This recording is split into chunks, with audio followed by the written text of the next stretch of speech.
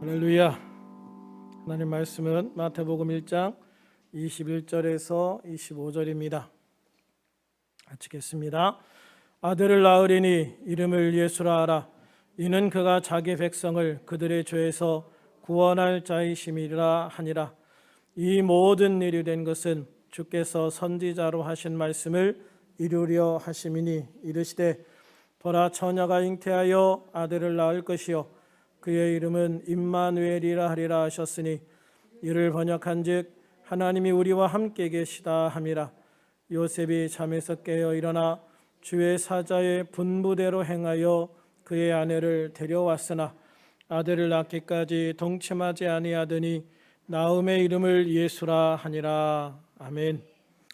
오늘은 예수님의 생일은 아니지만 생일을 기념하기 위해서 정한 날입니다. 오늘이 예수님이 태어나신 날인가 아닌가 하는 논쟁은 사실 중요하지 않습니다. 우리가 예수님이 이 땅에 오신 날을 기념한다는 것이 중요한 것이지요. 예수님이 이 땅에 오신 날을 기념한다는 것은 단순히 예수님의 생일 축하 파티를 한다는 의미가 아니고 예수님이 왜 이 땅에 오셔서 우리에게 무엇을 주셨는가를 생각하고 감사하는 그러한 일이 될 것입니다. 그렇다면 예수님은 왜 하늘 보좌를 버리시고 이 땅에 오셨을까 하는 것이죠. 본문 21절에 보면 자기 백성들을 죄에서 구원하기 위해서라고 말씀을 하십니다. 우리 본문 21절을 같이 읽겠습니다. 시작. 아들을 낳으리니 이름을 예수라 하라. 이는 그가 자기 백성을 그들의 죄에서 구원할 자이심이라 하니라. 아멘. 자, 그렇다면 성경이 말하는 죄가 무엇인가 하는 것이죠. 이 죄라는 단어는 헬라어로 하마르티아라고 하는데요. 이것은 도덕적, 종교적, 법률적인 것 등에서 어긋나는 행위를 의미합니다. 히브리어로는 하타트라는 단어를 사용을 하는데 그것은 이제 활을 쐈을 때 활을 이렇게 목표를 향해서 딱 쏘잖아요. 그런데 이 화살이 관역을 빗나가서 엉뚱한 것에 꽂히는 것을 의미를 하는 거예요. 즉 죄는 하나님의 본래 창조 목적을 빗나간 인간의 행동 또는 모습을 말하는 것이죠. 그래서 하나님이 원래 원하셨던 것을 벗어나서 하나님이 원하지 않으시는 또 하나님이 싫어하시는 일을 하는 것이 곧 죄다라고 하는 것이에요. 하나님께서는 우리를 창조하실 때 내가 왜 너희를 창조하셨는지를 분명하게 말씀하고 계세요. 하나님께서는 이사야 43장 7절에서 내 이름으로 불려지는 모든 자 곧 내가 내 영광을 위하여 창조한 자를 내게 오라. 내가 그를 지었고 그를 내가 만들었다라고 말씀을 해요. 또 21절에 보면 이 백성은 내가 나를 위하여 지었나니 나를 찬송하게 하려 함이라 라고 말씀하시거든요. 우리는 하나님의 영광을 위하여 창조되었고 하나님을 찬송하며 살라고 지으신 것입니다. 할렐루야. 그런데 문제는 아담과 하와가 마귀 사탄의 유혹에 넘어가서 선악과를 먹음으로 인해서 죄를 지어버린 것이죠. 하나님께서 아담과 하와를 지은 목적, 창조 목적을 벗어나게 돼버린 거예요. 하나님께서는 아담과 하와에게 하나님을 섬기고 하나님을 찬양하고 하나님께 영광 돌리라고 창조하셨는데 이 아담과 하와가 뱀의 유혹, 사탄의 유혹, 마귀의 유혹에 빠져서 하나님을 버리고 사탄을 선택해버리고 만 거예요. 그래서 하나님께서 아담과 하와를 창조한, 즉 인간을 창조한 목적에서 완전히 벗어나는 그런 상태가 되어버리고 만 거예요. 이렇게 죄를 지은 인간은 요한복음 16장 9절 말씀처럼 하나님을 믿지 않게 되었습니다. 로마서 14장 23절 말씀처럼 믿음을 따라 살지도 않게 되었습니다. 로마서 1장 23절 말씀처럼 하나님께 영광을 돌리지도 않았습니다. 야고보서 4장 17절 말씀처럼 선을 행할 줄 알면서도 선을 행하지 않는 죄를 행하며 살아가게 되었습니다. 이렇게 인간은 한순간의 유혹을 참지 못해 영원한 생명, 그 풍성한 삶을 마귀에게 도둑맞아 버리고 말았습니다. 요한복음 10장 10절 말씀에 예수님이 이렇게 말씀하십니다. 도둑이 오는 것은 도둑질하고 죽이고 멸망시키려는 것뿐이다. 마귀는 모든 것을 줄 것처럼 우리를 유혹합니다. 그러나 마귀에게 순종했을 때, 마귀의 말을 따라갔을 때 나의 모든 것을 빼앗겨 버리고 말아요. 결국 영적으로 빈털터리가 되어서 그야말로 지옥의 가장 비참한 존재가 되어버리고 마는 것입니다. 그러나 예수님이 오신 것은 양으로 생명을 얻게 하고 또 풍성히 얻게 하려는 것이라 라고 말씀하고 있어요. 그렇습니다. 예수님은 우리에게 생명을 얻게 하시고 더 나아가서 풍성한 삶을 주시기 위해서 우리에게 오신 줄로 믿습니다. 이처럼 예수님은 우리를 죄에서 구원하시고 우리에게 생명을 주셔서 더 풍성한 삶을 누릴 수 있도록 하기 위해서 당신의 하늘 보좌를 버리시고 이 땅에, 이 낮고 천한 곳에, 그것도 왕궁이 아닌 번듯한 여관방도 아닌 여관방에 딸린 마구간 짐승의 우리에서 태어나시게 된 것이죠. 그리고 결국 예수님께서는 자신의 생명까지도 기꺼이 우리를 위해서 주셨습니다. 그런데 왜 예수님의 죽음이 우리를 구원하실 수 있는 것인가? 다른 사람의 죽음은 안 되는가? 다른 사람의 생명으로는 우리 죄를 용서하고 우리를 구원할 수 없는가라는 질문들을 많이 합니다. 여기서 예수님의 죽음이 우리를 구원하실 수 있는 가장 중요한 이유가 나오는데요. 본문 23절 말씀처럼 처녀의 몸에서 태어나셨기 때문입니다. 우리 23절 같이 한번 읽어볼까요? 시작. 보라, 처녀가 잉태하여 아들을 낳을 것이요 그의 이름을 임마누엘이라 하리라 하셨으니 이를 번역한즉 하나님이 우리와 함께 계시다 함이라. 아멘. 그러면 예수님이 처녀에게서 태어나셨다는 것이 왜 중요한가? 결국 죄의 유전성 때문입니다. 사실 처녀에게서 태어난다는 게 지금은 뭐 약간 비난만 감수하면 되지만 그때는 자칫하면 죽을 수도 있는 정말 위험한 방법이었습니다. 그 당시는 처녀가 아이를 가지면 이거는 100% 부정하게 어떤 그 음란 행위를 했기 때문에 이 아이를 가졌다고 생각을 해서 이 아이를 뵌 여자를 끌어다가 그냥 죽여버렸다고요. 돌로 때려 죽였어요. 그러면 마리아도 죽는 것이고 마리아 뱃속에 있는 예수님도 죽는 거예요. 이 땅에 태어나서 일을 해보기도 전에 뱃속에서도 죽을 수 있는 그런 위험한 방법이 사실 처녀의 몸에서 태어나시는 거예요. 그런데 그 모든 위험들이 다 사라지고 예수님이 이 땅에 온전하게 태어나시고 자라실 수 있었던 가장 중요한 1등 공신 중에 하나가 마리아의 남편 요셉이죠. 요셉이 천사의 말씀을 듣고 자기 아내 마리아를 감싸주고 보호해주고 예수님이 태어나셨을 때 전심을 다해서 예수님을 보호해 주셨기 때문에 예수님이 이 땅에 우리를 위한 귀한 사역을 감당할 수 있었던 거예요.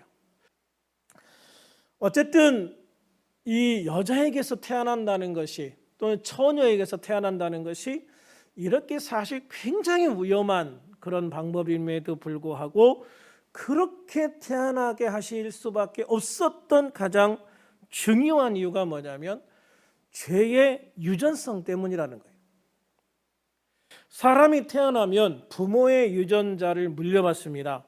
누가 더 많이 물려받을까요? 과학적으로 보면 정확하게 50%씩 물려받습니다. 엄마 반, 아빠 반. 그래서 부부가 싸우면서 쟤 누구 닮아 그랬는지 몰라. 그런 얘기 하시면 안 됩니다. 결국 누구 닮았겠어요? 결국 자기 닮아서 그런 거예요. 나 아니면 남편 닮았겠지 뭐. 그런데 사람은요, 육신의 유전자만 물려받는 게 아니에요. 영적인 유전자도 물려받거든요. 그 영적인 유전자 중에서 가장 문제가 되는 게 뭐냐면 바로 죄의 유전자예요. 정확하게 말하면 원죄의 유전자죠. 그래서 모든 사람이 죄를 범하였으며 하나님의 영광에 이르지 못한다. 모든 사람은 결국 죄인으로 잉태해서 죄인으로 태어나서 죄인으로 살다가 죄인으로 죽을 수밖에 없는 거예요. 그게 죄의 유전자라고 하는 것입니다. 그래서 죄의 유전자를 물려받지 않으려면 아버지와 어머니 없이 이 땅에 태어나야 돼요. 근데 여러분 그게 가능할까요? 엄마와 아빠가 없이 이 땅에 태어날 수 있는 방법이 있을까요? 그런 방법이 있다면 한번 얘기해 보세요. 엄마 아빠 없이 어떻게 태어날 수 있을까요? 그렇다면 여기에 한 가지 의문이 생기는 거예요. 마리아가 남자와 동침하지 않고 여자의 몸으로 아이를 임신했어요. 그렇다 하더라도 예수님은 마리아의 유전자를 물려받지 않았을까? 저는 예전에 이 문제 때문에 사실 되게 고민을 많이 했거든요. 그 당시는 제가 막 이런 질문을 해도 교회 선생님들이 대답을 못 해줬어요. 그래서 이런 문제가 사실 굉장히 큰 고민이었는데 어느 순간 이 문제가 한순간에 확 해결이 되더라고요. 누가복음 1장 35절에 보면 처녀의 자신이 어떻게 임신할 수 있느냐라고 천사에게 물어봐요. 그럴 때 천사가 뭐라고 얘기하냐면 성령이 내게 임하시고 지극히 높으신 이의 능력이 너를 덮었다라고 표현을 하거든요. 그렇습니다. 마리아는 인간 남자와 전혀 상관없이 임신이 된 겁니다. 그렇다고 마리아의 난자를 통해서 임신된 것도 아니에요. 만약 그렇다면 여자로부터 대물림되는 죄의 유전자가 문제가 되는 거예요. 그래서 마리아의 유전자도 예수님의 육체에 영향을 주지 않는 방법으로 태의 잉태가 되어야 되는 것이죠. 그런 방법이 있었을까? 제가 처음 예수 믿을 때는 그 해결책이 없었는데 지나면서 여기에 대한 분명한 해답이 딱 보이더라고요. 이게 뭐냐면 복제라는 방법이에요. 복제. 스너피라는 개를 아십니까? 스너피. 서울대학교의 이병천 교수팀에 의해서 태어난 최초의 복제개예요. 이 스너피라는 이름은 서울대학교의 영문 머리 글자인 SNU와 강아지의 영어 단어 PUPPY 합성어예요. 그래서 서울대학교에서 만들어진 강아지다. 그래서 스너피라는 이름을 붙였는데요. 이 개는 아프간 하운드라는 종이에요. 아프간 하운드. 저기 보이시죠? 까만 개. 저게 아프간 하운드예요. 이름은 이제 타이라고 하는 순놈 개인데 이 아프간 하운드 순놈 타이의 체세포 핵을 채취했어요. 세포 안에 있는 그런 것을 채취해 가지고 다른 개의 난자 핵을 제거하고 그 채취된 타이의 체세포 핵을 이식해 가지고 복제 수정랑을 만들었어요. 그래서 리트리버라고 하는 그 종류의 개의 자궁에 이식을 했고 나중에 제왕절개로 분만을 시켰어요. 결과를 놓고 보면 임신하고 분만한 개는 리트리버 종류예요. 저기 보면 누런 개가 있죠. 누런 개가 리트리버 종류예요. 되게 순하고 굉장히 머리가 좋습니다. 그런데 태어난 개를 보세요. 저 옆에 큰 개 밑에 조그만 개. 그게 이제 큰 개의 체세포를 가지고 복제해서 만든 거예요. 조그만 개가. 여러분이 볼 때 오른쪽에 보면 똑같은 개가 두 마리가 있죠. 저 강아지가 크니까 똑같아요. 그리고 거기에 리트리버의 영향은 전혀 없어요. 이게 잡종이 아니란 말이죠. 그냥 순수 혈통, 그 타이라고 하는 순놈계의 그 순수 혈통, 어떤 것도 섞이지 않은 그냥 타이가 그대로 옮겨진 그런 모습으로 만들어진 거예요. 결과를 놓고 보면 엄마는 리트리버였지만 리트리버의 영향을 전혀 받지 않았다는 거죠. 예수님이 마리아의 태에 임신된 과정도 저는 이와 같은 원리가 아닐까라는 생각을 해요. 하나님이 더 좋은 방법이 있으셨을지도 모르지만, 그러나 우리가 이해할 수 있는 최선의 방법은 하나님께서 마리아를 잉태케 하실 때 저와 같은 방법을 쓰지 않았을까라는 생각을 하게 되는 거예요.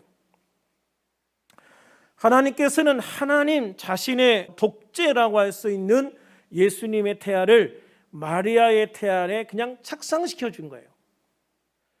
마리아의 자궁에 마리아의 난자가 아닌 그냥 이미 아기의 모습이 된, 아기의 형태가 된 태아를 마리아의 자궁에 심어준 것이죠. 그래서 남자의 영향도 받지 않고 여자인 마리아의 영향도 받지 않고 그냥 순수하게 하나님 또는 하나님의 아들로서의 예수님의 그 태아가 마리아의 자궁에서 자라게 된 거예요.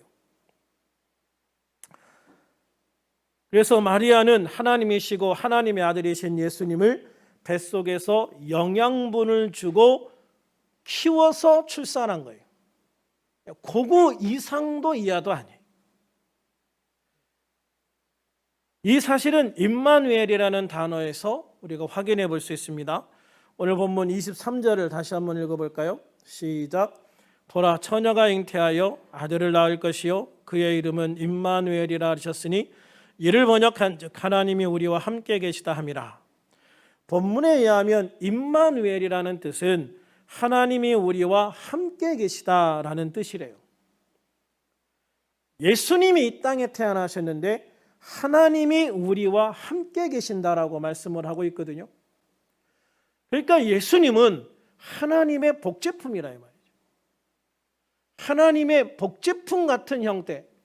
복제품 그러면 어떤 제품 같고 좀 불경한 것 같고, 제가 이 말을 하면서도 하나님께 지금 되게 죄송해하면서 이 말을 하는데 제가 다른 표현 방법이 없어서, 그렇게 하나님 자신을 복제해서 태아로 만들어서 마리아의 자궁에 넣어서 태어났기 때문에 예수님이 곧 하나님이시다.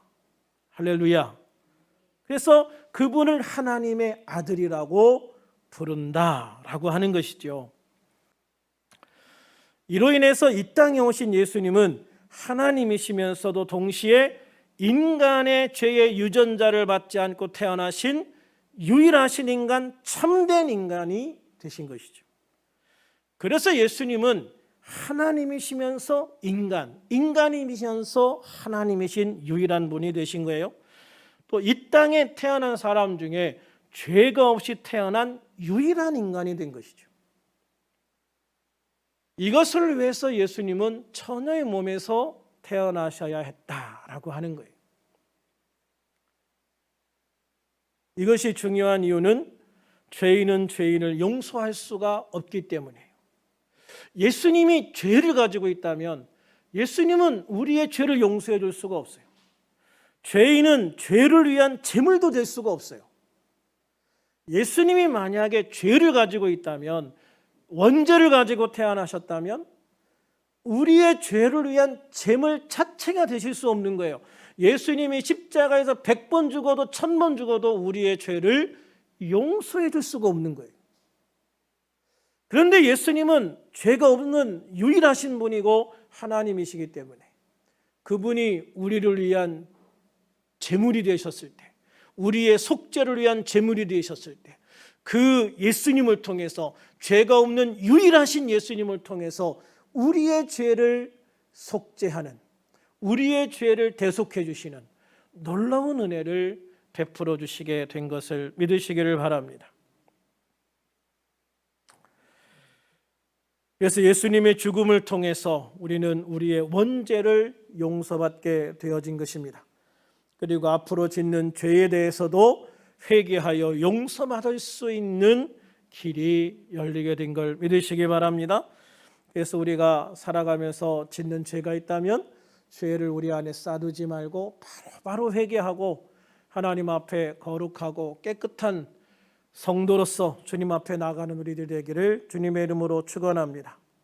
또한 우리가 이렇게 예수님을 통해서 대속의 은혜를 통해서 예수님의 대속의 은혜를 통해서 용서받은 죄인이 되었기 때문에 이제 더 이상 죄가 우리의 왕노릇할 수 없게 되어졌다라고 말씀하고 있습니다. 그리하여 로마서 6장 6절 말씀처럼 우리는 예수님의 십자가를 통해서 다시는 죄에게 종노릇하지 않게 되었다. 할렐루야. 구원받은 하나님의 백성이 된 것이고 하나님의 자녀가 되어진 것입니다. 그렇기 때문에 우리는 두 번 다시 죄에게 종노릇하지 않고 죄를 따라가지 않고 죄에게 속박되는 인생을 살지 않을 수 있는 놀라운 축복의 자녀가 되어진 줄로 믿습니다. 이처럼 예수님의 오심은 우리와 하나님의 관계를 다시 화목하게 하기 위해서 오셨습니다. 죄를 지어 하나님의 원수가 된 인간이 이 땅에 오신 예수님을 통해서 다시 하나님과 화목하게 되어진 것입니다. 예수님이 오시기 전에 우리는 하나님과 원수였습니다. 예수님의 십자가를 통해서 우리는 우리의 죄를 용서받고 하나님의 백성, 하나님의 자녀가 되었습니다. 그래서 다시 원수지간이었던 하나님과 우리의 관계가 화목한 하나님의 백성과 왕의 관계로서 아버지와 아들의 관계로서 회복되어지는 놀라운 은혜를 받게 되어진 것입니다. 골로새서 1장 20절 말씀 같이 한번 읽어볼까요? 시작. 그의 십자가의 피로 화평을 이루사 만물 곧 땅에 있는 것들이나 하늘에 있는 것들이 그로 말미암아 자기와 화목하게 되기를 기뻐하심이라. 아멘. 이처럼 우리를 구원하기 위해 이 땅에 오신 예수님을 믿으면 우리는 하나님의 구원을 받아서 하나님과 화목한 자가 되는 것을 믿으시기를 바랍니다. 하나님의 백성으로서 우리는 그 놀라운 삶을 살아갈 수 있는 특권을 부여받게 된 것입니다. 예수를 믿은 이후에 참 진짜 어떻게 보면 한가한 조용한 그런 크리스마스 이브였던 것 같아요. 한편으로는 참 힘든 성탄절이기도 하고요. 그런데 한편으로는 조용히 내 자신을 돌아보고 예수님이 이 땅에 오신 목적에 대해 묵상할 수 있었던 성탄절이기도 해요.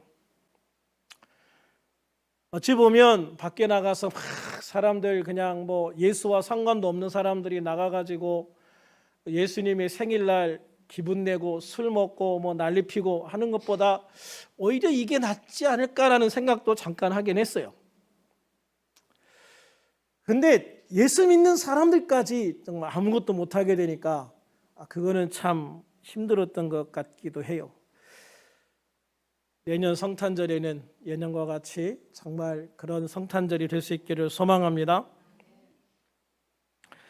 저는 우리들이 예수님이 이 땅에 오신 이유, 예수님이 이 땅에 오신 목적만 우리가 분명하게 생각을 하고 그 예수님을 바라볼 수 있다면, 그리고 그렇게 주신 주님의 은혜에 감사할 수만 있다면 코로나로 인한 모든 어려움쯤은 사실 아무것도 아니라고 생각을 해요. 저는 왜 힘든가라는 생각을 해봐요. 코로나 때문에 힘든가? 물론 코로나 때문에 힘들지요. 여러 가지 힘든 것들이 많이 있죠. 근데 코로나 때문에 힘든 게 아니라 코로나 핑계대고 은혜가 떨어져서 더 힘든 것 같아요. 제 경우는 그런 것 같아요. 더 막 이렇게 막 하면서 막 이런 때 하면서 막 육체는 피곤하지만 영적으로는 막 더 충만한데 그런 게 없으니까 오히려 영적으로도 처지고 영적으로 나태해지고 게을러지고 그러면서 뭔가 예전에 있었던 그런 은혜와는 조금 다른 그런 모습의 나를 발견하면서 이게 힘든 거구나라는 생각을 했거든요. 근데 우리가 정말 예수님이 오신 그 목적만 잃어버리지 않는다면, 예수님이 오셔서 나에게 주신 그 생명, 구원만 잃지 않고 그것만 제대로 바라볼 수 있다면 사실 우리에게 어떤 어려움이 있어도 그 모든 것을 이겨나가고 그것 위에 설 수 있는 승리의 삶을 허락해 주실 줄로 믿습니다. 저는 요즘 보면서 이것이 죄를 지은 인간의 전형적인 모습이 아닌가라는 생각도 해요. 예수님이 죄를 지은 인간을 위해서 천의 몸을 통해서 이 땅에 오신 것처럼 코로나로 힘들어하는 모든 사람들, 또 코로나로 인해서 영적으로 어두워지고 힘들어지고 있는 이 땅 위에 참된 소망을 주시기 위해서 성탄절이 있다고 믿고 있습니다. 우리들 모두 이 귀한 성탄 예배를 통해서 히브리서 12장 2절 말씀처럼 믿음의 주요 온전하게 하시는 이인 예수를 바라보는 시간이 되기를 소망해요. 그래서 믿음으로 코로나를 이기고 믿음으로 교회를 향한 핍박을 이겨내고 믿음으로 모든 환경적인 어려움들을 넘어 승리하고 축복받는 그런 성탄절이 되기를 주님의 이름으로 축원합니다.